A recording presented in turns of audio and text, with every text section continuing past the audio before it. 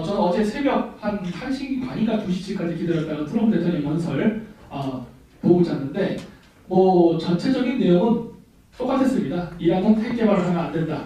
그리고 테러 활동을 중지해야 된다. 그거에 대해서 미국도 협조할 의사가 있다. 뭐 이런 얘기를 했는데 사실 이거는 이란과 동시에 북한도 동시에 들으라고 한 얘기입니다.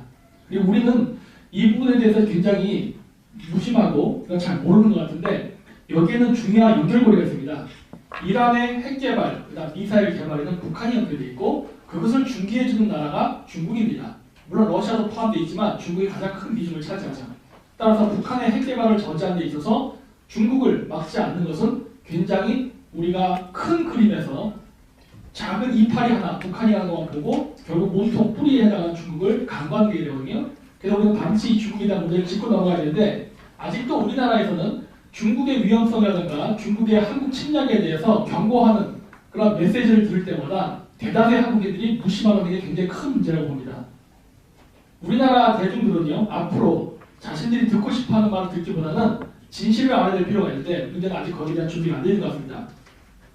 자, 예를 들어서 오늘 지금 11시 41분이니까 앞으로 20분 뒤면은 문희상 국회의장하고 그 다음에 라트비아에서 오신 국회의장 이름이 무르니에츠라는 분하고 오찬이 있을 겁니다. 이 시기에 왜 라트비아 국회의장이 왔습니까? 여러분 우리가 라트비아라고 하는 거 있습니까? 미국이나 중국이나 일본, 러시아라고 좀 모르겠는데 이때 왜 이런 사람이 나타나는 겁니다. 근데 이 얘기 제가 하는 이유가 있습니다. 왜냐하면은 그 2017년도 비트코인 문제를 가지고 한창 시끄러웠던 시절에도 라트비아 대통령이 문재인 대통령하고 만났습니다. 그게 아마 2017년 2월인가 2018년 2월경이었습니다. 그때가 언제였느냐? 북한으로 대북 송금을 하는 의심을 받던 라트비아의 ABLV라는 은행이 있습니다. 그 은행 지금 은행 명함 취소됐죠. 이 은행을 미 재무부가 경제 제재를 가했을 때 그 시기에 문재인 대통령은 라트비아 대통령을 만나고 있었습니다. 평창 올림픽 어쩌고저쩌고 하면서. 지금 이란 문제로 미국이 전쟁이 날 일촉즉발의 위기 상황에서 대립하고 있는데 이 상황에서 라트비아 국회의장을 왜 온 겁니까? 이상하지 않습니까? 이런 거? 그러게. 시기가 안 맞아요. 그러니까 시기가 너무 똑같다는 거예요. 이거는. 그리고 아까도 얘기했지만 라트비아가 어떤 나라였느냐? 과거 소비에트 시절서부터 KGB 공작 자금이 왔다 갔다 움직였던 은행입니다. 예? 그랬고 당연히 북한도 공산주의 국가였기 때문에 같이 교류했습니다. 그 루트를 통해서 대북 송금이 된 건데 그 루트는 문재인 정부는 어떻게 알았을까요? 그것도 신기해요. 예? 여러분 라트비아 아십니까? 모르지 않습니까? 우리 일반인들 라트비아 알 수가 없어요. 한국인들이라면. 839. 아 그럼 뭐 여기는 다르죠. 여기는 이제 저쪽에서 일하는 분이니까 일반인들 모른단 말이에요. 그리고 이 시기에 이런 사람들이 온다는 것 자체가 굉장히 이상하고 미국하고 이란이 지금 이 문제 핵개발 저지 그 다음에 테러 활동 중지를 해나가는 이 와중에 아까 얘기했듯이만 이란에게 요청한 내용은 북한에게 요청한 내용과 동일한 내용입니다. 왜? 이란의 무기는 북한이랑 연결되어 있기 때문에. 따라서 이란의 요구한 내용은 북한의 요구한 내용과 동일한데 왜 이 시기에 또 똑같이 2년 전에 했던 행동을 반복하냐는 겁니다. 그래서 저는 지금 이 문재인 정권의 어떤 색깔이라든가 그 정통성에 대해서 굉장히 의심을 합니다. 이 나라 지금 우리나라 그 강요들이 과연 정상적인 정치일까 아니면 공산주의자임에도 불구하고 우리가 민주주의 국가 정치를 위장한 어떻게 보면 간첩일 수도 있지 않을까 하는 의심을 할 수밖에 없습니다. 왜 그러냐면 이번에 비록 떨어지긴 했지만 조국 법무부 장관 사모펀드 얘기 지금도 언론에 무척 잘 안 나오고 있는데 그 사모펀드 중국에서 마련해 준 거 아닙니까? 6천억의 MOU 양해각서 맺었고 그 중국 강서성 화각 과학발전개발공사로부터 아까 얘기했지 MOU 협정을 맺고 그 다음 시작된 것입니다.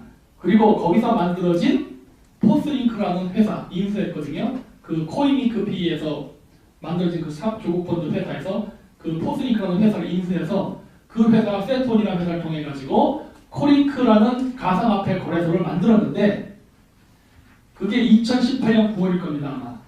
그 시점은 중국에서 가상화폐 거래가 금지된 시점하고 같은 달입니다. 중국 자본의 영향을 위해서 만들어진 조국의 사모펀드가 중국 가상화폐 거래를 위해서 같은 달 같은 시기에 만들어졌다가 과연 왜 될지까요? 그리고 나서부터 우리나라가 어떤 일이 발생하느냐? 우리나라가 전 세계 가상화폐 거래소 1등 국가가 됩니다. 가상화폐를 만들지도 않은 나라가 어떻게 거래는 1등을 할 수가 있습니까? 그 암호화폐 다 어디서 왔습니까? 중국에서 왔습니다. 그 중국에서 가상화폐 거래소 어디로 갔습니까? 임종석이 있지 않습니까? 아랍에미리트 왔다 갔다 했지 않습니까? 아랍에미리트 왜 갔습니까? 이란 때문에 간 거 아닙니까? 그럼 이란은 왜 여기 연결되나요? 당연히 대북선거로 연결되는 거 아니겠습니까?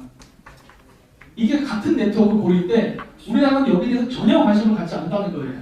지금도 그렇고 대중은 이런 얘기를 하면은 어디 강 건너 불 건너 얘기처럼 생각하고 그저 여러분들이 좋아하시는 국내 이슈만 합니다. 맨날 조국 구속, 정경심 구속 이런 얘기만 하는 거예요. 이 사건이 터지면은 문재인 정권뿐만 아니라 지금 문재인 정권 하에 꽂혔던 모든 인사들이 대대적으로 체포할 수도 있고 탄핵할 수 있는 이런 저런 무기를 안 쓴다는 거예요. 왜 안 움직이십니까? 왜 중국에 대해서 침몰하냐는 거예요. 이게 얼마나 심각한 문제인데. 그리고 이 조국 상호펀드 문제는 이걸로만 끝나는 게 아닙니다. 지금 제가 하도 많아갖고 조금씩 정리를 했는데 지금 법무부 장관 조국이 쫓겨났다고 여러분들 승리했다고 생각하시면 안 됩니다. 지금 그 다음 대타로 나오는 사람이 추미애입니다. 추미애는 또 어떤 여자냐? 이 사람 2017년 12월 3일 날 중국 북경에서 열렸던 중국 공산당 세계 정당 대회에서 기조연설했던 여자입니다. 그거 중국 공산당 당대회예요. 근데 민주당은 거기 왜 갑니까? 민주당이 공산당입니까? 더구나 기조연설까지 했던 사람입니다. 이런 사람이 법무부 장관이 지금 되려고 하는 거예요. 조국도 문제였습니다. 조국도 친중파였지만은 추미애도 친중파예요.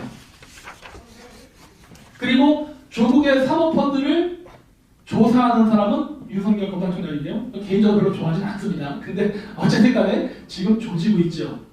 어떤 그림이 보이냐는 겁니다. 이거 숨기려고 하는 거 아니겠습니까? 얘네들은 선거 전까지 죽어도 문재인 정권이 중국과 어떤 작은 커넥션이 있다는 것을 절대 밝히지 않기 위해서 지금 철저하게 어떤 전략과 전술을 펼치는 것 같은데 우리나라 사람들은 특히 우파 쪽 사람들은 여기에 대해서 시선을 돌리지도 않고 전혀 관심도 갖지 않는다는 게 저는 굉장히 신기한 거입니다. 그러면서 무슨 선거를 이기려고 하는지는 이해가 안 돼요. 이런 걸 밝혀야지 뭐를 조사하는 겁니까? 정통성? 그게 뭐가 중요합니까? 전쟁은 이기면 그만인 건데 선거는 이기면 그만인 건데 근데 실질적인 이런 문제에 대해서는 전혀 언급이 안 되고 지금 관심을 안 갖는 게 저는 정말 안타깝습니다.